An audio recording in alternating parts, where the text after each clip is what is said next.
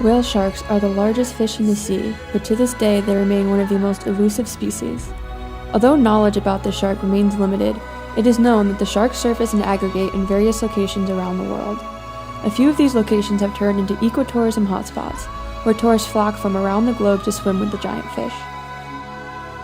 Tourism of these sharks has grown tremendously in popularity over the recent years. Whale shark tourism has boosted the economy of local communities while also providing a potential means of protecting the endangered species.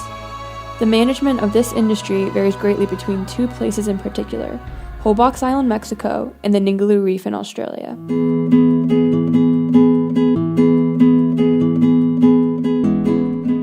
Before comparing these ecotourism sites, it is imperative that we understand some background information about the species. Whale sharks, despite their name, are sharks, not whales. These sharks can reach up to 20 meters in length and 32 tons in mass. Characteristics of the shark include their terminal mouths, flattened heads, and unique patterns of stripes and spots. Each shark has its own distinctive pattern located behind its fifth gill slit, providing a method of identification for scientists. Their skin is the thickest of any animal, measuring up to 14 centimeters thick, and useful as a type of armor against predators. Whale sharks are nicknamed gentle giants, as they are just about completely harmless to humans. They are filter feeders whose mouths are filled with around 3,000 very small teeth. In order to eat, whale sharks jet out their large jaws and suck water into their mouths. They filter their intake, feeding only on microscopic and generally small prey, such as plankton. Their eyes are set far back on their heads, leading scientists to believe that the sharks are more reliant on their sense of smell to find their feeding grounds. Whale sharks are found in tropical and warm temperate waters. They are primarily pelagic, residing in the open ocean. Whale sharks have been observed to occasionally dive to depths of as much as 5,900 feet, even though they don't live in the greater depths of the ocean. Whale sharks come to the surface to regulate body temperature after a deep dive, as well as feed. The locations where multiple sharks surface are known as aggregation sites. The majority of sharks found at these sites are immature males. Since pregnant females are rarely encountered, little is known about a whale shark's reproduction. Nevertheless, we do know that whale sharks are a highly migratory species, and they are known to aggregate in different parts around the world according to seasons. Due to a whale shark's surface feeding habits, large size, harmless nature, and knowledge of their aggregation sites, swimming with these species turned into an ecotourism activity. The whale shark industry has exploded in the last decade and is currently estimated to be worth $66 million US. A typical whale shark tour consists of taking tourists out to whale shark aggregation sites, where tourists can snorkel alongside the sharks. When done well, the fish are relatively unaffected, tourists enjoy themselves, and guides make money. Since there is little available research on whale sharks, due to the amount of time these sharks spend below the surface, it is difficult to know the extent of the possible damage these tourism activities are having on the species. In August of 2016, whale sharks were reclassified as an endangered species. With whale shark tourism and visitation numbers continuing to increase, there are important factors to consider in determining whether this industry is sustainable. For example, the sharks' surface feeding habits lead them to be vulnerable to collisions with boats and their propellers. Without proper management of these activities, negative effects on the sharks can include injuries, disruption of natural behavior, and habit modification. Currently, whale shark activities are managed by legislation and a code of conduct. Enforcement of this legislation has been met with varying degrees of success. The Ningaloo Reef in Western Australia is considered a leader regarding whale shark code of conduct. Conversely, while Holbox Island is fairly new to the ecotourism excitement, it is the fastest growing whale shark ecotourism site in the world. Let's examine how locals at Ningaloo Reef have handled the annual visitation of whale sharks. Welcome to Ningaloo Reef, home to 260 kilometres of beautiful fringing coral reef. Ningaloo is home to some of the most stunning, safe, beautiful beaches in the world. Pristine white sands, stunning aqua, crystal clear waters to dive into. 500 species of different fish, coral, dugongs, manta rays, turtles, and the star of the show, the whale shark.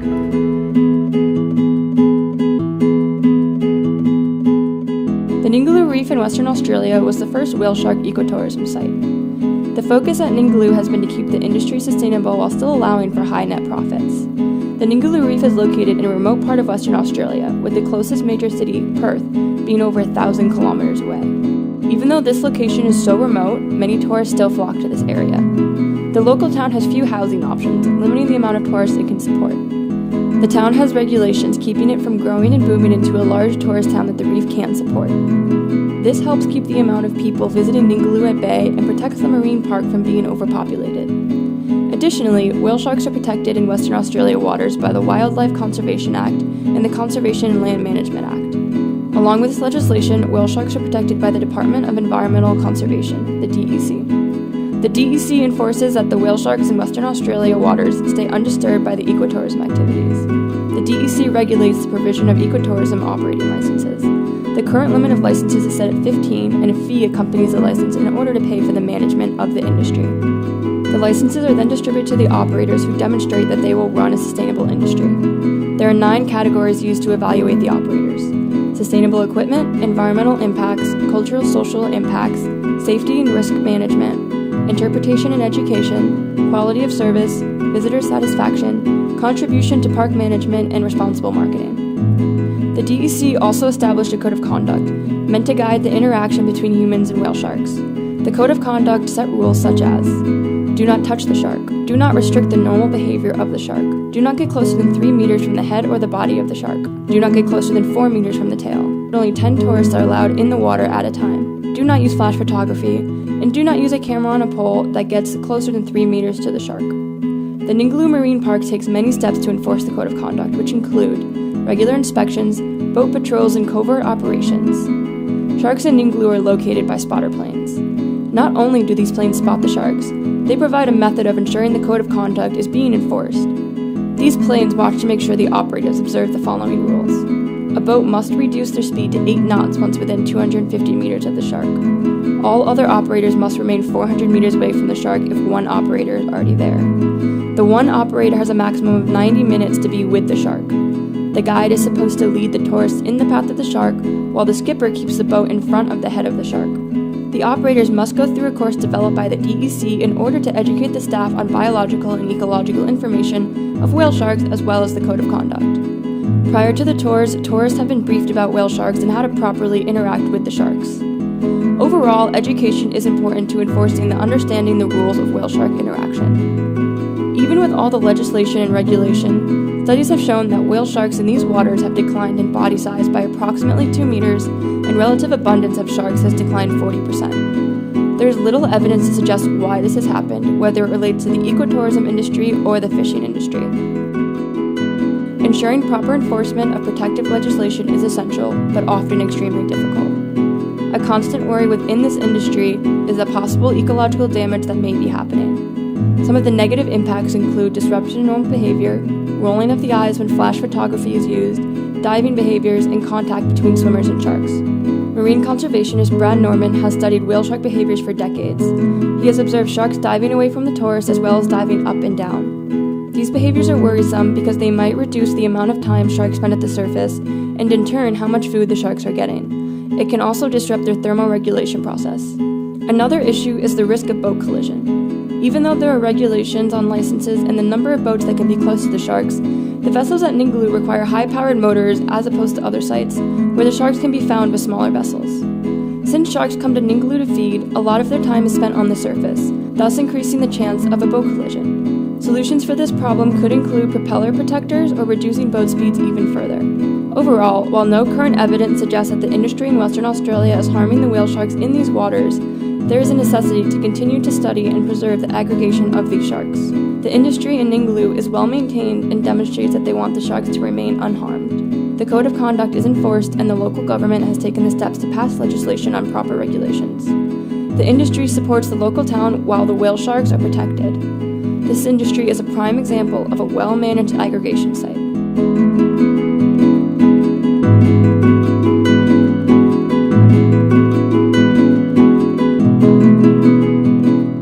Now let's look at the Holbox Island site.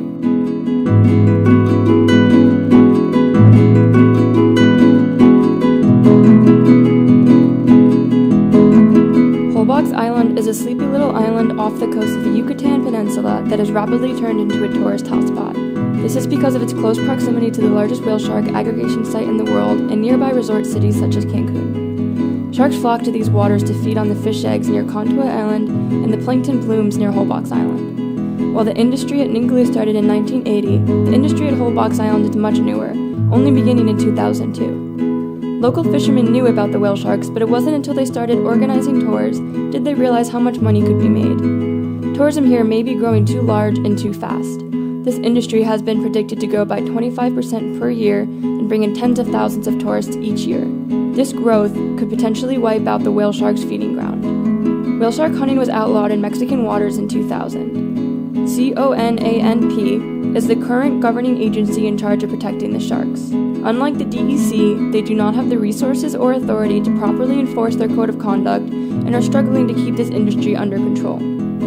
Due to the lack of resources, the agency has had to rely on the honor system, which is failing. The current number of licenses that are allowed at one time is 240. This is 16 times the amount that Ningaloo allows. In addition, it has been documented that there are operators that are taking tourists out without licenses, though the exact number is unknown. Too many boats leads to too many swimmers crowding around one shark at a time. It was once recorded that in 2009, 30 boats were surrounding one shark. This is an example of how easy it is to disregard the code of conduct in these waters. The code of conduct for this area states the following rules. Tourism activities are only allowed during the daylight hours. Operators must leave from different beaches. Vessels must remain less than 12 meters in length. The maximum speed within a shark observation zone is 3 knots. A minimum of 100 meters must be kept between vessels. The number of tourists allowed on one boat is limited to 6. Vessels must remain 10 meters from the shark. One vessel is allowed to interact with one shark for a maximum of 30 minutes. Swimmers must remain a distance of 2 meters around the shark. The use of apparatuses that can create noise is prohibited. Safety vests are required. Only 2 tourists are allowed in the water per guide. The use of non-biodegradable sunscreen is not permitted. Scuba is prohibited. Inspection and monitoring is required to ensure the code is followed. It is a given that with a possible 200 plus boats in the water at one time, it is nearly impossible to enforce all of these rules. Tourists notice the abundance of boats in the water and are dissatisfied. This should drive the regulation of the numbers of operators down. On most tours provided at Holbox Island, many guides do not provide any information about the species, and the tourists are not made aware of the importance of the conservation of these sharks. Guides at this site are required to state the code of conduct, but aren't required to share information about the whale sharks. Educating tourists is important because it is beneficial for them to know how to properly interact with the sharks and not cause any harm. Studies have shown that sharks have been found to change their behavior and choose to avoid sites where many boats are found. This tells us that tourists are disrupting the natural feeding behavior of the sharks. The sharks also risk a greater chance of getting hit by a boat since there are so many in these waters. It has been observed that 25% of sharks off the coast of Holbox Island exhibit scars that indicate a collision with a boat. The industry in Holbox Island needs to become more sustainable in order to reduce the harm it's having on the whale sharks. Not only will this benefit the sharks, but studies show that an industry based on ecotourism can financially benefit the local population. Local fishermen have the potential to earn more money if the industry becomes sustainably regulated. The code of conduct is rendered meaningless at Holbox Island due to the lack of enforcement. The industry is lacking in proper management and is in need of reform. The local government needs to help as this is the largest aggregation site in the world and its conservation is crucial. Overall, money is blinding the local community from realizing that this site has a dire need to become sustainable. De nada, para nosotros viene siendo un empleo, asimismo no solo para mí, sino para mis jefes de la compañía. It is essential to analyze and create proper management strategies in order to ensure whale shark conservation. Yo como pequeño armador pido que la gente lo cuide, que respete los reglamentos y le pido a todos los compañeros que trabajan en el tiburón ballena. If these sites want to stay in this business for years to come, they need to recognize that the conservation of the whale sharks is the most important factor.